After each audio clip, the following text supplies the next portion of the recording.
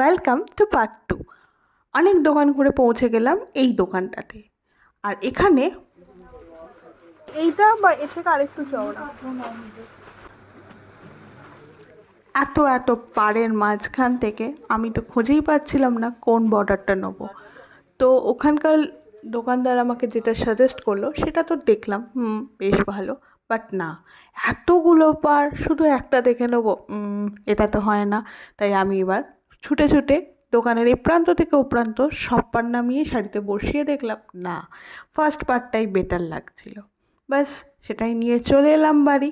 এবার আমার পাড় আর শাড়ি নিয়ে চলে গেলাম টেলারের কাছে। আমার মিয়াও টেলার তো এটা অনেকক্ষণ ধরে দেখলো, বাট তাড়াতাড়ি দিতে হবে শুনেই ব্যাস কেন জানি না পালিয়ে গেল। অগত্যা আর কি, আমাকেই নিয়ে বসতে হলো এটাকে সেলাই করতে। তো দেখা হচ্ছে পার্ট 3-তে।